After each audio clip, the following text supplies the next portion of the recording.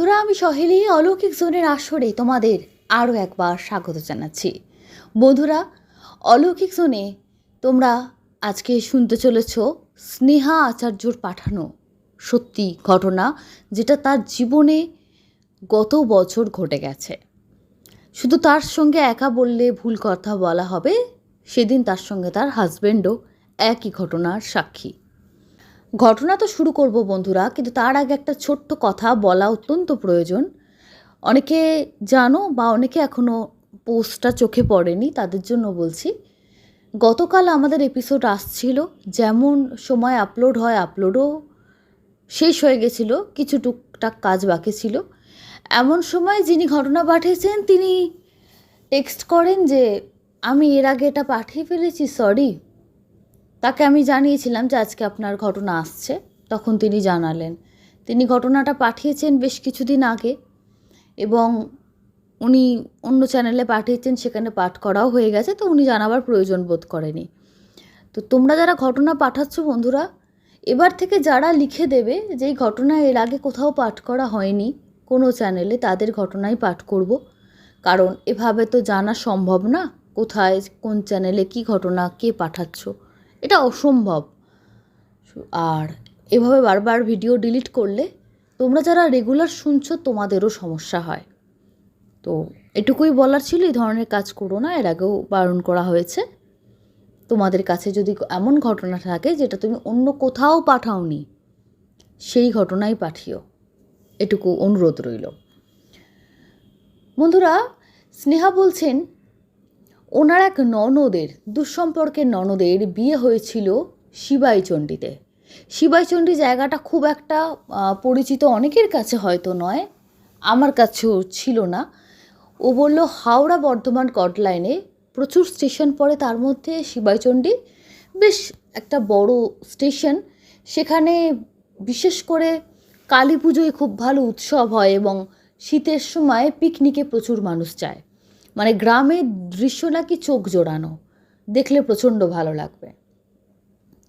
তো ননদের বিয়ে, বৌভাতের অনুষ্ঠান, ওদের আসল বাড়ি হচ্ছে লিখেছে শ্যামনগর, সেখানে হয়ে গেছিল।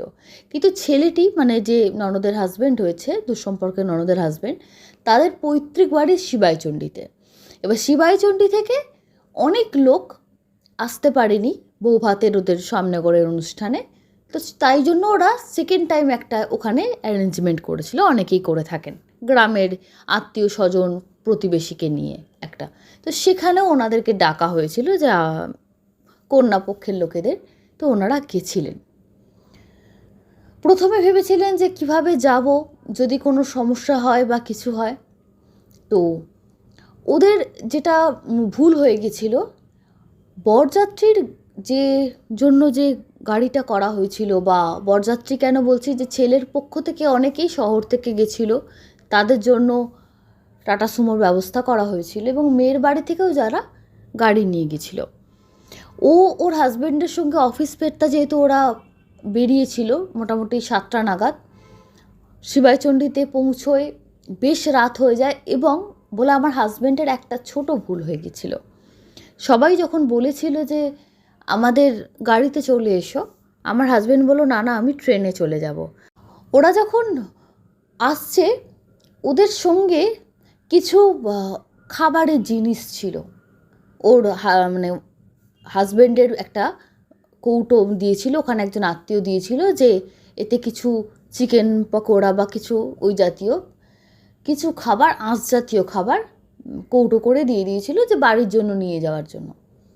তো ওরা নিতে চায়নি, তাও জোর করে দিয়েছে। ওই কৌটোটা নিয়ে, মানে বা প্যাকেট যেভাবেই তোমরা বলো, ওইটা নিয়ে ওরা শিবাইচণ্ডী স্টেশনে বসেছিল। এবং ওর ওয়াইফ, মানে যিনি ঘটনা পাঠিয়েছেন স্নেহা, উনি বলছেন যে সেদিনকে আমার শরীর ভালো ছিল না, আমি বিয়েবাড়ি নামকাবাস্তে গেছিলাম, খাওয়া দাওয়া কিছু করিনি, সকাল থেকে শরীর খুব খারাপ, কারণ বিয়েবাড়ির স্ট্রেস প্রচুর গেছে। তো ওই জন্য ওদের গ্রামের এই অনুষ্ঠানটায় ভেবেছিলাম যে যাব না, শরীর ভালো নেই, কিন্তু মনে দুঃখ পাবে বলে আমরা গেছিলাম। এবার স্টেশনে বসে আছি, প্রথমত আরও একটা কারণ ছিল যে স্টেশনে এই গ্রামের যে সৌন্দর্যটা, এটা চট করে শহরে আমরা দেখতে পাই না। সেদিনকে পূর্ণিমা ছিল না, আধা গরম আধা ঠান্ডা, এত সুন্দর আবহাওয়া, প্রচণ্ড ভালো লাগছিল। ওটা শিবাইচণ্ডীর পরিবেশ রাতের বেলা অপরূপ, মানে একদম যেমন আমরা ছবিতে দেখি তেমন একটা সুন্দর গ্রাম। বর্ধমান থেকে প্রচুর মানুষ আসেন এবং অনেক জায়গা থেকে শীতকালে পিকনিক করতে আসেন, তবে রাতের দৃশ্য অসামান্য সুন্দর। পাশ দিয়ে নদী চলে গেছে। স্টেশনে ওনারা বসে আছেন, ট্রেন আসবে। তো খাবার এবার অনেক রাত হয়ে গেছে, ইউজুয়ালি সন্ধ্যা থেকে খিদে ছিল না, কিছু খাইনি, জল টল খেয়েছে, এবার রাত্রের দিকে বেশ খিদে পেয়েছে। তো হাজব্যান্ডকে বলে বেশ তো খিদে পেয়েছে, তা ওইখানটায় কোনো মানে স্টেশনের চারপাশে দোকান টোকান দেখা যায়? ওরা বলছে অন্য দিন থাকে কিনা জানি না, আমরা নতুন লোক, আমরা সেদিনকে কিছু দেখলাম না, হয়তো থাকতে পারে, হয়তো সেদিন বন্ধ ছিল। তারপর ট্রেন এসে গেল, ট্রেনে বসে আছি, প্রচণ্ড খিদে পেয়েছে। অদ্ভুত লাগছে যে আমার এরকমভাবে খিদে পাওয়াটাও আমার অদ্ভুত লাগছে, যে সারা সন্ধ্যা থেকে যার খিদে নেই, হঠাৎ করে এমন খিদে পাচ্ছে যেন মনে হচ্ছে 3 দিন আমি খাবার খাইনি, এরকম টাইপের খিদে পাচ্ছে। তো হাজব্যান্ড বললো যে সঙ্গে তো কোনো খাবার নেই, এখান থেকে দুটো পকোড়া বা কিছু নিয়ে মুখে দেবে। আমি বললাম না না, আঁশ জাতীয় খাবার রাস্তাঘাটে খাবো না। তাও নিজেদের মধ্যে আলোচনা করেছে যে আঁশ জাতীয় খাবার রাস্তাঘাটে খাবো না। তারপরে বলছে খিদেটা এত লাগাম ছাড়া, নিজেরই অবাক লাগছে যে এরকম তো খিদে আমার পায় না। বাধ্য হয়ে চিকেন পকোড়া খেয়েছে। খাওয়ার পর একটা টুকরো, যেটুকু হাড়ের টুকরো বা যাই হোক, ছুঁড়ে ফেলেছে স্টেশনের, মানে ট্রেনের জানলা দিয়ে। ট্রেনে বসে বসে খাচ্ছিল ওরা।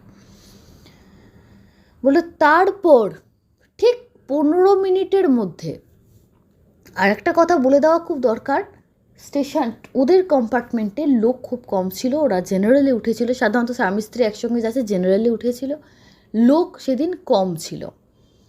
তার মধ্যে একজন বয়স্ক লোক ছিলেন, তিনি বললেন যে অনেকক্ষণ ধরে দেখছিলেন ওদেরকে, তো বাধ্য হয়ে, আর পোশাক দেখে বোঝাই যাচ্ছে যে বিয়ে বাড়ি থেকে আসছে, তো ওদের দেখে বললেন যে মা কিছু মনে করবেন না, এটা এভাবে ফেলাটা উচিত হয়নি, কারণ এইভাবে এখানে ফেলে না কেউ, বা অনেক রকম সমস্যা হতে পারে, বুঝতে পারছেন তো? মানে উনি ঠিক ভাঙছেন না, ইশারায় আবডালে বোঝাবার চেষ্টা করছেন। আর বলে আমারও খুব লজ্জা লাগলো নিজের ব্যবহারে, যে আমি এইভাবে সবার সামনে বসে বসে খেতে খেতে যাচ্ছি, যেটা একদম আমার স্বভাব বিরুদ্ধ, কোনো দিন করিনি, সে কাজ প্রথমবার করলাম। কেন যে করলাম নিজেও জানি না, কেন এত খিদে পেলো নিজেও জানি না, কিন্তু এটা তো আর বাইরের লোককে বলা যায় না। হাজব্যান্ডকে বলতে হাজব্যান্ড বলছে ধুর ও কিছু না, সারাদিন খাওনি না, জার্নিতেও খিদে পেয়েছে, স্বাভাবিক, তা অবাক হওয়ার কী আছে, দিয়ে থামিয়ে দিল। তো ভদ্রলোক তো তিনি যেটা বললেন বলে চুপ করে গেলেন। সেদিন ওরা বলছে আমরা হাওড়ায় আসবো আমার বাপের বাড়িতে, তো সেখানে আমরা রাত্রে থাকবো, তো সুতরাং আমরা ওখান থেকে উঠেছি, হাওড়ায় নামবো, মানে মাঝখানে প্রচুর স্টেশন। তো যে ভদ্রলোক বললেন তিনি আর একটা কি দুটো স্টেশন পরে তিনি নেমে গেলেন। আর বারবারই আমাকে যদি কেউ জিজ্ঞেস করেন, উনি লিখছেন যে কী কোন স্টেশন ছিল, কোথায় সেই লোকটি নামলেন, বলে আমি বলতে পারবো না, কারণ ওই রুটটায় আমরা একদম নতুন। আমার হাজব্যান্ড নাকি অনেক বছর আগে বন্ধুদের সঙ্গে পিকনিকে গেছিলো, কিন্তু আমি কোনো দিন যাইনি। আমার বিয়ের পর থেকে না হাজব্যান্ডের সঙ্গে গেছি, না কারোর সঙ্গে গেছি। ওই এরিয়াটা পুরো নতুন, কোনো স্টেশন তেভাবে নাম টাম জানি না। আর আমরা যেহেতু হাওড়ায় নামবো, আমাদের আর কোনো চিন্তাও ছিল না যে দেখতে হবে কোন স্টেশন আসছে এরপরে, এই ব্যাপারটাও ছিল না। বলছেন ভদ্রলোক নেমে যাওয়ার পর পুরো এরিয়াটা, ভদ্রলোকের পোশাক আশাক দেখে মনে হচ্ছিল পুজো আচ্ছা করেন, গায়ে গেরুয়া কাপড়, একটা ছোট চাদরের মতো গায়ে জড়ানো আছে, কপালে লাল টিকা ছিল, হাতেও অনেক পাথরের মালা টালা ছিল। তা দেখে মনে হচ্ছিল উনি কোনো পুজো আচ্ছা বা কোনো সাধু সন্ত টাইপের কিছু হবেন, পুরোপুরি সাধু না হলেও পুরোহিত টাইপের কেউ হলেও হতে পারেন। তো উনি উঠে চলে যাবার পর ওনার হাতে একটা ব্যাগের মতো ছিল, তো উনি চলে যাবার পর উনি যেই নেমে চলে গেলেন, বলছেন ব্যাস উনি যেন একটা সেফগার্ড ছিলেন, অনেকক্ষণ ধরে তাকাচ্ছিলেন আমাকে, আমার হাজব্যান্ডের দিকে দেখছিলেন, কী যে দেখছিলেন আমাদের দিকে ভগবানই জানে, আর উনিই বলতে পারবেন। আমি চোখটা সরিয়ে নিচ্ছিলাম বারবার। অনেক সময় হয় গ্রামের দিকে বেশি সাজগোজ করা লোক দেখলেও লোকে তাকিয়ে থাকে, সেটাও হতে পারে। তো আমি ভাবছি কি আমি কি খুব অদ্ভুত সেজেছি, উনি এভাবে তাকাচ্ছেন কেন? 2-3 জন অনেকেই তাকালো, চোখ সরিয়ে নিল, কিন্তু ইনি যেন তাকিয়েই ছিলেন। যাই হোক, উনি তো নেমে গেলেন। উনি নেমে যাওয়ার পর বলছে গোটা শরীর আমার ভার বোধ হতে লাগলো। এত কষ্ট আরম্ভ হলো, এটা প্রথম শুরু হলো যে পেটের ঠিক নাভির ওপর থেকে একটা পেন শুরু হলো, সেটা একদম গলা অবধি হচ্ছে, একদম লম্বা করে। বলে এরকম পেন সাধারণত তো হয় না, কখনো আমার হয়নি। মনে মনে ভাবছি এটা কি হচ্ছে, গ্যাস হয়ে গেল কি? আমার হাজব্যান্ডকে বললাম মনে হচ্ছে না আমার গ্যাস হয়ে গেছে, জানো তো। এবার ওর সঙ্গে ওর ব্যাগেতে ইনো থাকে, তো ইনো ওই বোতলে একটু জল ছিল, বিয়ে বাড়িতে আমরা জানি ছোটো ছোটো জলের বোতলগুলো দেওয়া হয়, তার মধ্যে ইনো ফেলে ও আমাকে দিল। এত পেটে যন্ত্রণা হচ্ছে না, আমি নিঃশ্বাসটা প্রপারলি নিতে পারছি না। হাজব্যান্ড বললো ও তাই তোমার গ্যাস হয়ে গেছে, গ্যাসের জন্য খিদে পাচ্ছিল, একটা তাহলে পকোড়াটা খেয়ে মনে হয় ভালো হয়নি। এবার আমি ওর মধ্যেই তার ওপর রেগে গেলাম যে এখন বলছো খেয়ে ভালো হয়নি, আগে বললে হতো না। কিন্তু অদ্ভুত ব্যাপার, খাওয়ার 15 মিনিটের বাদেও, মানে ওষুধ খাওয়ার 15 মিনিট পরও ভালো হচ্ছে না, কিছুতেই কমছে না। এবং শুধু তাই না, হাতে যন্ত্রণা হচ্ছে, দুটো হাতে, অদ্ভুতভাবে পায়ের চেটোতে যন্ত্রণা হচ্ছে। আমার এইবারে কেমন যেন একটা অদ্ভুত অদ্ভুত ফিলিংস হচ্ছে যে চেটোতে কেন যন্ত্রণা হবে। তারপরে 3টে জিনিস ফিল করলাম, যেটা আমার নিজেরই শরীরটা কেঁপে গেল।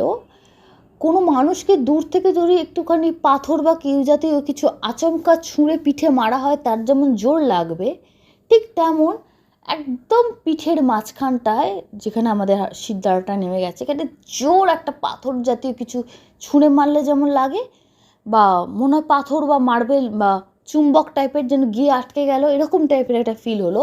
বেশ জোর লাগলো, আমি করে উঠলাম।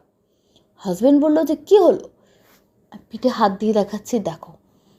তো হাজব্যান্ড বললো, ইশারা করে বললো পেছন ঘোরো। বললে কোথায়, না তো। বলে আমার তো বলছি মুখ দিয়ে আওয়াজ বেরোচ্ছে না। তবু কষ্ট করে ওকে বললাম যে কেউ যেন কিছু শুনলো, পিঠে জোর লাগলো। হাজব্যান্ড ভাবছে যে ওই সময় চ্যাংড়া ছেলেপুলের দল থাকে, মহিলা দেখলে উৎপাত করে, ও সেটা ভেবে বেশ উঠে গিয়ে একদম এদিক ওদিক দেখছি যে কোনো ইয়াং ছেলে বদমাইশি করে কিছু পাথর বা ওই জাতীয় কিছু ছুঁড়েছে কিনা পিঠেতে। ইউজুয়ালি কিন্তু সেটা হওয়ারও কথা না। ট্রেনেতে যখন মানুষ বসে আছে সেখানে কিন্তু পিঠ রাখার জায়গা থাকে, তো ওই জায়গাটা তো পুরো ব্লক, পিঠে লাগবে কি করে। তো সেটা ওদের পরে খেয়াল হলো, তো লাগার তো কথাই না।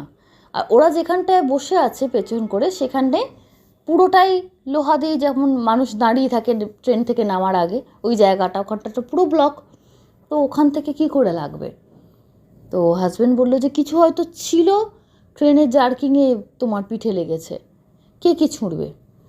তার ঠিক 10 মিনিটও হয়নি, আবার পিঠের যেখানে লেগেছে তার থেকে আরেকটু উঁচুতে গিয়ে আবার সেই বেশ জোর, সেই পাথরের মতন, অথচ যেন চুম্বকের মতো মনে হচ্ছে যে লাগলো, লেগে যেন মনে হচ্ছে আটকে যাচ্ছে।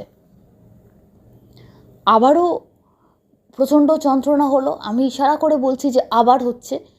আমার চোখগুলো লাল হয়ে গেছে, হাজব্যান্ড দেখছে চোখ দিয়ে আমার জল পড়ছে, চোখটা পুরো লাল। আমি ওর চশমার মধ্যে নিজের চোখটা দেখতে পাচ্ছি যে পুরো লালচে লালচে লাগছে। আমি তখন ওকে বলছি যে প্রচণ্ড কষ্ট হচ্ছে আমার।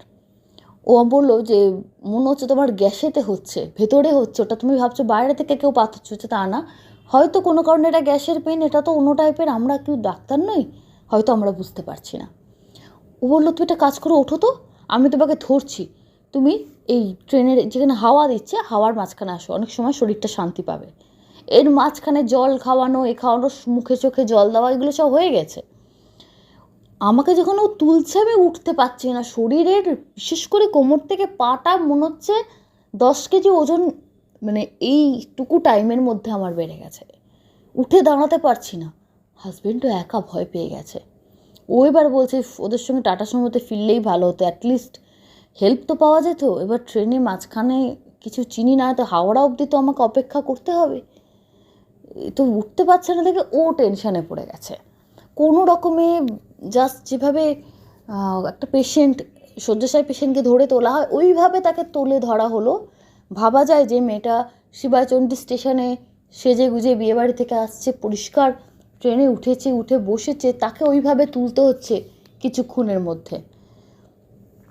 দিয়ে হাওয়ার সামনে দাঁড় করালো, যেখানে ট্রেনের ঠিক দরজাটার সামনে। অনেকে তার দিকে তাকিয়ে আছে, দেখছে। কেউ কেউ জিজ্ঞেসও করে ফেললো, বলল গ্যাসের যন্ত্রণা হচ্ছে। এক একজন ওর হাজব্যান্ডকে এক এক রকম জ্ঞান দিচ্ছে, যে পিঠে ভালো করে ম্যাসাজ করে দিন, কেউ বলছে একটু জল দিন, মুখে চোখে জল দিতে বলুন, কেউ বলছে যে একটু তো অপেক্ষা করতে হবে, আপনারা কোথায় যাবেন? হাওড়া তো আসতে এখন দেরি আছে, জল খাওয়ান, জল খাওয়ানো ছাড়া আর কোনো রাস্তা নেই, ইত্যাদি ইত্যাদি বলছে। কিন্তু প্রচণ্ড কষ্ট হচ্ছে। তো এর মধ্যে শরীরে গুলোতে ও বমি করে ফেলে। তারপরে শরীরটা একটু হালকা লাগছিল, এসে বসলাম। হাজব্যান্ড বললো তাহলে ভালো হয়েছে, একদিকে শরীরটা তোমার হালকা লাগছে বা ভালো লাগছে তো। কিন্তু আমি ওকে বোঝাতে পারছি না, পেটের মধ্যে যে প্রবলেমটা হচ্ছিলো সেটা কমলো, কিন্তু শরীরের লোয়ার পোর্শনটা যে ভারী আছে সেটা কিন্তু কমছে না, সেটা কিন্তু একই রকম আছে। এরপর অদ্ভুত যেটা মানে অনুভব করতে শুরু করলো, সেটা হচ্ছে ও অনেকক্ষণ আগে দেখেছিল যে একটা অল্প বয়সী মেয়ে, মোটামুটি 16-17 বছরের মেয়ে হবে, উঠেছে। যে ভদ্রলোক যে প্রথমে ওদেরকে বলছিল এভাবে মাংসর টুকরো বা এরম ছুঁড়ে ফেলা ঠিক না, এভাবে ট্রেনে খাওয়া ঠিক না, যেই বলেছিলেন, সেই ভদ্রলোক নেমে যাওয়ার পরে মেয়েটা কিন্তু ট্রেনে উঠেছিল। এটা বলছে আমার স্বামী দেখেছে কিনা জানি না, আমি এদিক ওদিক তাকাচ্ছিলাম, আমি দেখতে পেয়েছি। তো মানুষ উঠবে ট্রেনেতে, এতে আর আশ্চর্যের কী আছে? কিন্তু মেয়েটা অনেকক্ষণ অনেক দূরে বসেছিল। তারপর আবার এসে ঠিক আমরা যে সিটে বসে আছি ও অপোজিটের একটা সিটে গিয়ে বসলো। কি বলবো, উনি বলছেন যে সহেলি, একবার যখন ওর দিকে চোখ পড়ছে না, মনে হচ্ছে ভেতরের মধ্যে এটা কি যেন বুকের মধ্যে ঝটকা মারছে। ওর চোখে যে কী ছিল আমি বলে বোঝাতে পারবো না। আর যতবারও তাকাচ্ছে আমার গাটা গুলিয়ে উঠছে। আর গা গোলানোতে নিজের শরীরের মধ্যে যেন নিজেই একটা পচা গন্ধ টের পাচ্ছি। আর বারবার ও আমার হাজবেন্ডের হাতে যে কৌটোটা আছে না, ওই দিকে বারবার তাকাচ্ছে।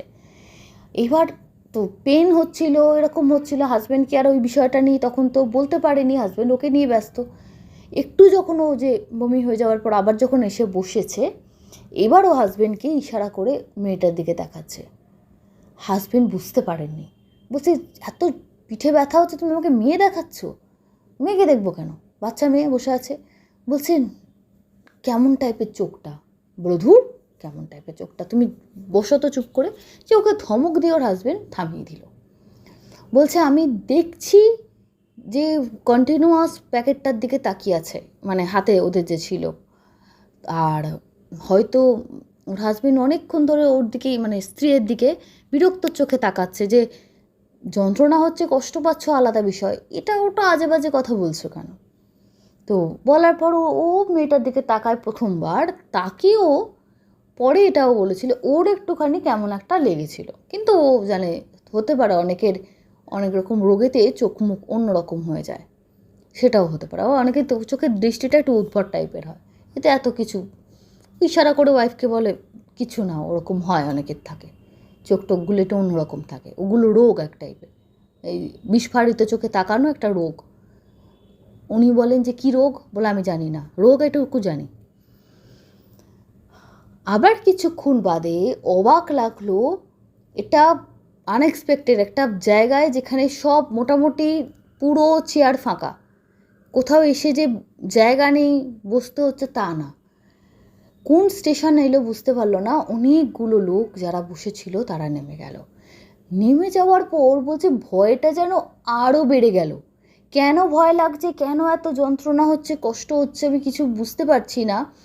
কিন্তু যতবার ভাবছি ওর দিকে, মেয়েটার দিকে তাকাবো না, ও থাক, ও ওর মতো বসে আছে থাক, আমি তাকাবো না, বারবার চোখ ওর দিকে চলে যাচ্ছে। আর যতবার চোখ যাচ্ছে গাটা গুলি উঠছে, নিজের শরীরের মধ্যে একটা অদ্ভুত বাজে গন্ধ পাচ্ছে নিজেরই গা গোলানোর মধ্যে। আর বলছে লোয়ার বডিতে প্রচণ্ড যন্ত্রণা, না সোজা হয়ে বসতে পারছি, না একটু কুজো হয়ে বসতে পারছি। বলছে অসহ্য কষ্ট হচ্ছে, খালি মনে হচ্ছে কেন খাবারটা খেলাম। মেয়েটা যখন অনেক লোক নেমে গেল, বলে একটা স্টেশন হলো, বেশ স্টেশনটা অন্ধকার মতো, অনেক লোক নেমে গেল, আর ব্যাস ট্রেনটা স্টার্ট হবার পর দমকা হাওয়া, আর কিছুক্ষণ বাদে অনেক সময় ট্রেনে হয় লাইট চলে যায়, আবার চলে আসে, আবার লাইট যায়, এগুলো হতে থাকে। হচ্ছে অদ্ভুত রকমের একটা ভয়ঙ্কর লাগছে পরিবেশটা। একেতে তো ওটা লাস্ট ট্রেন, সব মিলিয়ে একটা অদ্ভুত যেন ভয়ঙ্কর পরিবেশ সৃষ্টি হয়েছে। কিন্তু আমার স্বামীর মুখের দিকে তাকিয়ে কোনো ভয় টয় টের পেলাম না। দেখলাম শুধু টেনশন হয়তো আমাকে নিয়ে করছে, এটা ছাড়া কিছু টের পেলাম না। এবার দেখছি আমার পায়ের পাতা ঘামছে, একদম গরমকালে যেমন আমাদের শরীর ঘামতে থাকে, ভেতর ভেতর ঘামছে, অথচ গরমের ওয়েদার না। কেন এত ঘাম হচ্ছে আমি সেটাও বুঝতে পারছি না। ভাবলাম আচ্ছা আমার কি স্ট্রোক হচ্ছে, এটা কি স্ট্রোক হলে কি এমন হয়, এরকম খালি খারাপ খারাপ চিন্তা মাথার মধ্যে আসছে। আর আবার বললাম যে যখন সবাই নেমে গেছে, মেয়েটা একটু এগিয়ে এসে আমাদের কাছে একটা চেয়ারটায় বসেছিল, মানে বেঞ্চে আর কি। তারপরে হঠাৎ করে কথা নেই বার্তা নেই আমার হাজব্যান্ডের একদম পাশে, জানলার দিকে কিন্তু একদম পাশে গিয়ে বসে পড়ল, আর বসে অদ্ভুতভাবে মুখের দিকে তাকিয়ে আছে। এইবার আমার হাজব্যান্ডেরও মানে মেয়েটার ব্যবহারটা অদ্ভুত লেগেছে। ওই মেয়েটার দিকে তাকালো, তাকিয়ে আমার দিকে তাকালো, তাকিয়ে মুখটা ঘুরিয়ে নিল, ভাবছে যে মাথার গন্ডগোল বা কিছু হবে বলে এমনভাবে আমাদের দুজনের দিকে তাকিয়ে আছে, আর এত বিটকেল গন্ধ আসছে তার শরীর থেকে, বলে বোঝানো যাবে না। আমার হাজব্যান্ডের মুখ চোখ কুঁচকে গেছে, অনেকক্ষণ ধরে এদিক উল্টো দিকে তাকিয়ে থেকেও যখন মানে অস্বস্তিকর একটা পরিবেশ, একজন অযাচিতভাবে ওই জায়গাটা পুরো ফাঁকা, সব জায়গায় বসার জায়গা আছে, এসে পাশে বসে আছে আর খাবারের দিকে তাকিয়ে আছে, কৌটোটার দিকে, আর তার গা থেকে বিশ্রী গন্ধ আসছে। আমার হাজব্যান্ড থাকতে না পেরে মানে মানে উনি পরে বলেছিলেন যে আমি ভাবছিলাম যে অনেকের থাকে না, কোনো সেন্স নেই, এরকম মানুষ অনেক থাকে, কিন্তু এতটাও মানে পাগল টাইপের মহিলা বুঝতে পারছি না। আমি বাধ্য হয়ে এমনভাবে খাবারের দিকে তাকিয়ে আছে, উনি একটু মজা করার ছলে বা টিজ করে হোক, যেভাবে আমরা নিতে পারি, তাকে বলছেন খাবেন, নেবেন এটা, এরমভাবে বলেছে নেবেন এটা। অন্য কোনো মানুষ হলে কি অনেকে অনেক দিকে তাকিয়ে থাকলে সে একটু ইতস্তত বোধ করে বা লজ্জা পেয়ে যায়। ঝপাত করে হাত থেকে কৌটোটা নেমে নিল, নিয়ে একদম হাওয়ার বেগে চলন্ত ট্রেন থেকে ভ্যানিশ, বলে দুজনের চোখের সামনে ঘটনাটা ঘটল। আমার হাজবেন্ড মানে ওই উত্তেজনায় দাঁড়িয়ে পড়েছে, উঠে যে কি ঝাঁপ দিল নাকি, কোথাও কিচ্ছু নেই। মেয়েটার কোনো মানে একটা যদি কেউ অ্যাক্সিডেন্টও হয় তার তো একটা কিছু পাওয়া যাবে বা কিছু। তারপরে ট্রেনটা যেখানে দাঁড়ালো সবাই লোকজন উঠলো, তাদেরকে আমার হাজব্যান্ড বললো এরকম কি কোনো অ্যাক্সিডেন্ট এখানে হয়েছে বা কিছু, বলে বলছে না কিছু না, কোথায় কিছু তো হয়নি। যে ট্রেনটা যে ঢুকছে কিছু কি কাউকে কি মানে যখন যারা প্ল্যাটফর্মে দাঁড়িয়ে থাকে তারা তো কিছু দেখতে পায়, যে কিছু কি দেখতে পেলেন যে কাউকে এ করলো বা কিছু, বোঝানোর চেষ্টা করছে, বলছে না কিছু না, নর্মাল। উঠেছিল হাতে গোনা 2-3 জন মানুষ, দেখে মনে হয় হয়তো কোথাও রাজমিস্ত্রি বা জোগাড়ের কাজ করেন, ফিরছেন, এরকম টাইপের তাদের পোশাক দেখে মনে হলো। তো তাদের হাতে বেলচা টেলচা টাইপের কয়েকটা জিনিস ছিল, পেছনের দিকে এতে চলে গেল বসতে, নিজেদের মধ্যে তারা গল্প করছে। আর কিছুক্ষণ বাদে বলছে কষ্টটা এত হচ্ছে, তার মাঝখানে হাওয়াটাও খুব হাওয়া মানে একটা এলোমেলো হাওয়া দিচ্ছে, হাওয়ায় ওই যে বারবার কারেন্ট চলে যাচ্ছে ট্রেনে, আবার আসছে, চতুর্দিকে হাওয়ায় হাতের হাতলগুলো যেগুলো ধরে আমরা দাঁড়িয়ে থাকি ট্রেনে সেগুলো দুলছে। এইরকম ঘটনা ঘটার সময় আমাদের যে প্যাকেটটা যেটা নিয়ে মেয়েটা ছোঁ মেরে একদম যেমন বিড়াল খাবার নিয়ে চলে যায় ঠিক ওই রকম টাইপের যে বেরিয়ে চলে গেছিলো, বলছে হঠাৎ দেখি ফটফট ফটফট করে যেখানটায় মানে স্টেশন এলে মানুষ নামার জন্য যে জায়গাটা দাঁড়িয়ে থাকে ওই ওই জায়গাটায় একটা ফটফট করে একটা কিছু হাওয়ায় কিছু গড়াচ্ছে মনে হচ্ছে, এরকম একটা আওয়াজ হচ্ছে। তো আওয়াজটা এমন অদ্ভুতভাবে হচ্ছে, আমার হাজব্যান্ড দেখে যে মানে কৌটোটার মধ্যে ওদের জিনিসটা ছিল, খাবারটা একটা কৌটো ছিল আর তার সঙ্গে একটা এমনি প্যাকেট ছিল, মানে কাগজের যে মিষ্টির দোকানের যে প্যাকেট হয় ওরকম প্যাকেট ছিল। দুটোতেই আঁশ জাতীয় জিনিস ছিল। ওটা তো প্যাকেটের তো কোনো আওয়াজ নেই, ওটা পড়ে আছে ফাঁকা, মনে হচ্ছে কেউ খেয়েছে। আর কৌটোটা পুরো খালি, হাওয়া এরকমভাবে মানে দুলছে কৌটোটা মাটিতে, আর ভেতরে পুরো কালো, এঁঠো এঁঠো খাবারের দাগ, টাটকা খাবারের দাগ কালো, মানে অনেক দিনের খাবার ভেকনো ধরে গেলে যেরকম একটা কালো দাগ হয়ে থাকে না, পুরো কালো ভেকনো ধরা দাগ কৌটোটা এরমভাবে করাচ্ছে। আর ওর হাজব্যান্ড কী করেছে ওটা দেখে ওর বুঝতে পেরেছে যে ও ভৌতিক কিছু ভাবেনি, ভেবেছে হয়তো অনেকে তন্ত্রতন্ত্র করে বা ওই জাতীয় কিছু হবে, এরা হয়তো সেই ক্যাটাগরির কেউ, আর এইভাবে বোধহয় ট্রেন থেকে নামা প্র্যাকটিস আছে বা কিছু, বা হয়তো নামেনি, বা হয়তো কী জানি কী করেছে, মানে এরকম নানা রকম ভাবছে। ও পায়ে করে শট মেরে ট্রেন থেকে বাইরে ফেলেছে কৌটোটা। বাড়িতে আসার পর থেকে অসহ্য পায়ে যন্ত্রণা, বলে আমি তো ভালো হয়ে গেলাম, ওর পায়ে যন্ত্রণা মানে ওর পায়ে একটা ঘায়ের মতো হয়েছিল, সেই ঘা নিয়ে প্রায় 6 মাস ভুগেছে। সরকারি চাকরি করেন উনি, প্রচুর ওনার ছুটি নষ্ট হয়েছে, অসুস্থ অসুস্থ করে বিছনায় শয্যাশায়ী, এমন বড় বড় কোনো জায়গা নেই দেখানো হয়নি, শুধু ঘায়ের মতন, তার সঙ্গে যন্ত্রণা, কোনো কিছু পুঁজ রক্ত কিচ্ছু না, শুধু ঘায়ে একটা শুকনো ঘা আর পায়ে যন্ত্রণা। তো বাবা বড় কাছারিতে গিয়ে ওনার শাশুড়ি মা মানত করে ছেলেকে ভালো করেছেন, সেখানে কিছু নিয়মকানুন বলে দেওয়া হয়েছিল, সেটা উনি বলতে চাইছেন না। তো সেইগুলো পালন করার পর ওনার স্বামী ভালো হয়েছে, কোনো ডাক্তারের কোনো ওষুধ কিচ্ছু কাজ হয়নি। তো সেই বড় কাছারির ওখানেই একজন বলেছেন, যাকে ওনারা মানেন, যে ওই পায়ে দিয়ে ওই কৌটোটাকে শট মেরে ওই কায়দাটুকু করা উচিত হয়নি। যখন দেখলো এরকম একটা অদ্ভুত, আর যে ছিল ওই মহিলা সাধারণ কোনো মহিলা ছিল না, ওটা একটা পিশাচ ছিল। ওই এঁঠো খাবারটা যখন ফেলেছে, এরা তো ঘুরে বেড়ায়, অনেক সময় এরা এক একজন এত শক্তিশালী হয় মানুষের রূপ ধারণ করতে পারে। অনেক সময় অনেক মহিলারা যারা অত্যাচারিত হয়ে মারা যান, তিনি বলছেন, যার কাছ থেকে ওনার শাশুড়ি মা মানে জল পোড়া বলুক বা যেগুলো চিকিৎসা করা হয় ঠাকুরের মাধ্যমে সেগুলো করিয়েছেন, এতটা পাওয়ারফুল হয়, যেহেতু প্রচণ্ড কষ্টে এরা মারা যায়, সেটা কি যে কোনো কষ্টই হতে পারে, মানুষের রূপ ধারণ করতে পারে এবং মানুষের হেনও কোনো ক্ষতি নেই তারা করতে পারে না। ওর ওই এঁঠো খাবারটায় পা দিয়েছে বলে ওর পায়ে ঘা হয়ে গেছে, ওরা এতটা বিষাক্ত হয়, এতটা ডেঞ্জারাস হয়। তো ওটার দরকার ছিল না, কৌটোটা পা দিয়ে হাঁটিয়ে ফেলার কি দরকার ছিল, থাকতো পড়ে, বা পা না দিয়ে একটা কিছু লাঠি করে বা কিছু করে ছুঁড়ে ফেলে দেওয়া যেত। তখন ওর হাজব্যান্ড বলে যে ট্রেনের মধ্যে আমরা কি পাবো, বলে কিছু না পেলে ছেড়ে দেওয়া উচিত ছিল।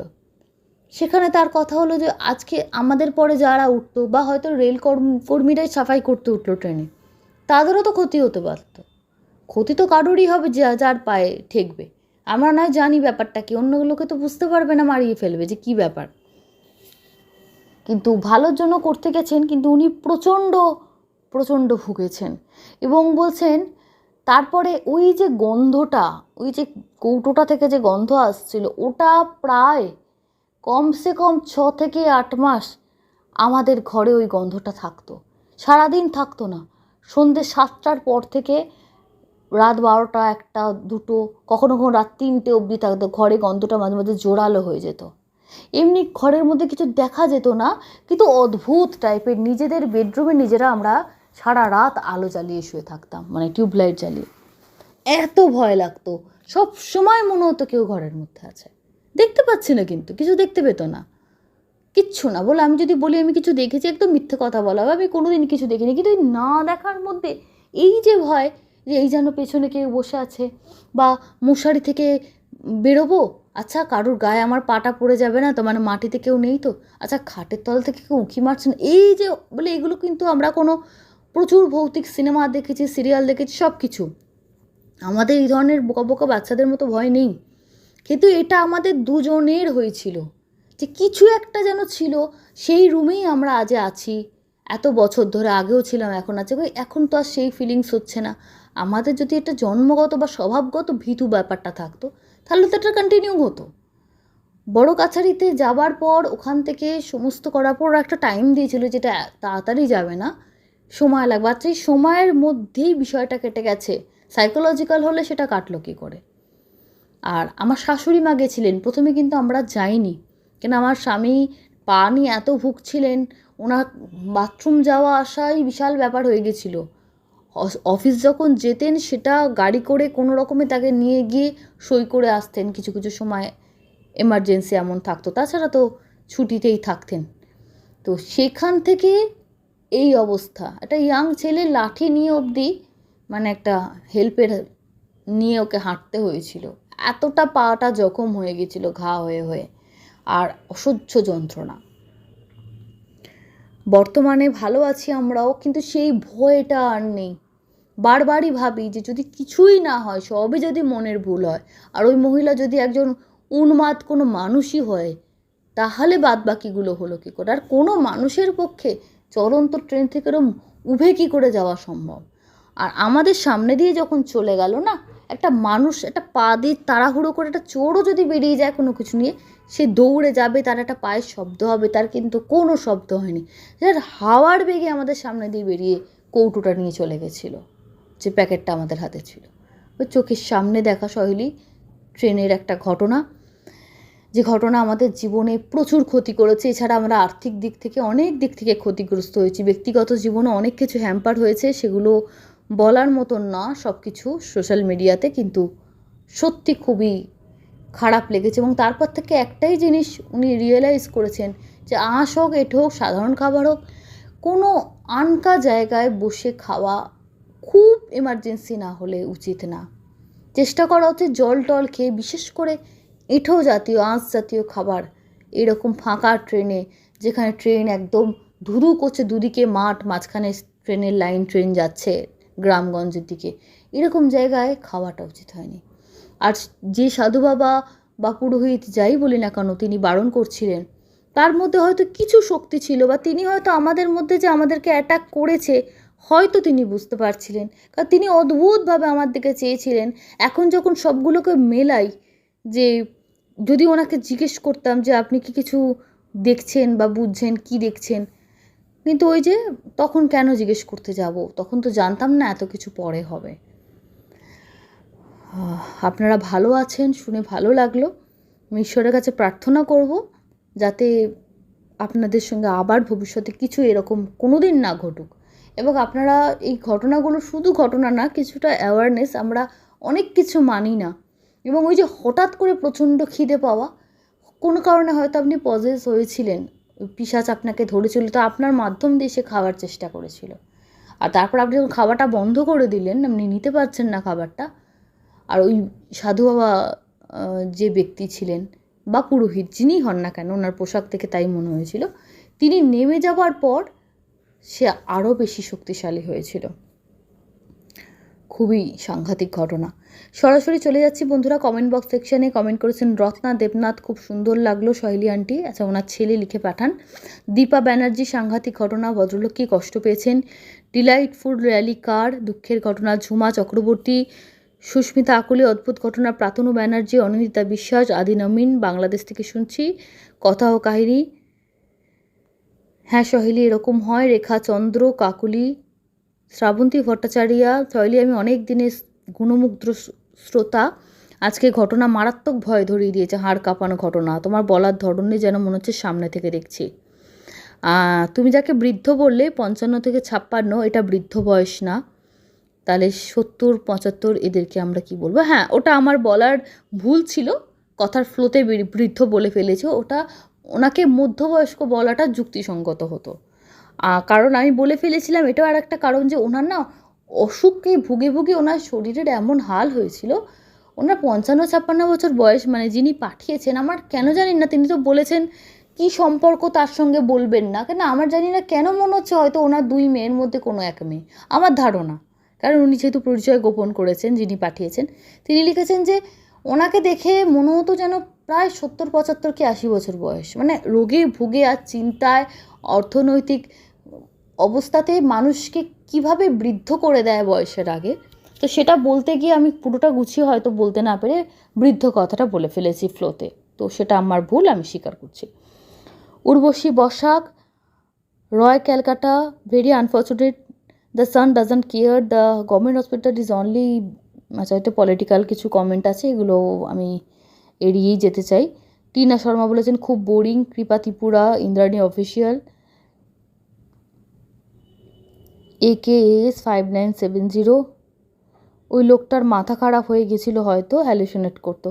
দেখুন মাথা খারাপ যদি হবে, হ্যালুসিনেটই যদি উনি করবেন, ওনার স্ত্রী তো সম্পূর্ণ সুস্থ, তিনি আজও ঈশ্বরের আশীর্বাদে সম্পূর্ণ সুস্থ মানুষ। তার স্বামী যখন মৃত্যু পথযাত্রী, তিনি যখন হরলিক্স খাওয়াচ্ছেন, তারপরে কোন সময় উনি মারা গেছেন সেটা হয়তো উনি বলেননি, কিন্তু তারপরেই মারা গেছেন বলছেন। উনি কিন্তু ওই যে সিঁড়ি দিয়ে যাদের যাদের ডেসক্রিপশন ওনার হাজব্যান্ড দিতেন, তাদেরকে উনি নেমে যেতে দেখেছেন নিজের চোখের সামনে দিনের বেলা, ঠিক আছে? তো হাজব্যান্ড হ্যালুসিনেট করছে, হাজব্যান্ডের মাথা খারাপ বলে আমরা আলগা করতে পারি, কিন্তু স্ত্রী তাদেরকে কি করে দেখলো? তারা স্ত্রীকে দেখা দিয়ে এটাই প্রমাণ করতে চেয়েছিল যে তোমার স্বামী এতদিন যা বলতো তোমরা তাকে পাগল ভাবতে বা ভাবতে যে চিন্তায় মাথা খারাপ হয়ে গেছে, তা কিন্তু নয়। তিনি যেটা বলছেন, যেটা দেখতেন সেটা বলতেন, বাকিটা দেখতে পেত না, এটা ছিল পার্থক্য। যাই হোক, যে মানুষ পৃথিবীতে নেই তিনি তো আর বলতে পারবেন না তিনি কি দেখেছেন। তবে মৃত্যুর পরে উনি যখন স্ত্রীর স্বপ্নে আসতেন, বারবার বলেছেন যে তাদের সঙ্গেই আমি আজ থাকি যাদেরকে আমি দেখতাম। ধন্যবাদ বন্ধুরা তোমাদেরকে, এবং চেষ্টা করব যাতে আরও ভালো ঘটনা ভবিষ্যতে আনতে পারি, এবং যে ঘটনাগুলো কোনো চ্যানেলে হয়ে গেছে প্লিজ আবার রিকোয়েস্ট করলাম সেগুলো পাঠিও না। আর যারা ঘটনা পাঠাচ্ছ তারা হয়তো এমনও হতে পারে আমাকে পাঠিয়েছো তারপর অন্য কাউকে পাঠিয়েছো, প্লিজ তারা মেনশন করে দাও যেটা অলরেডি অন্য চ্যানেলে পাঠিয়ে দিয়েছি, তাহলে সেগুলো আমি অন স্পট ক্যান্সেল করে দেবো। প্লিজ সঙ্গে থাকো। ধন্যবাদ, শুভরাত্রি।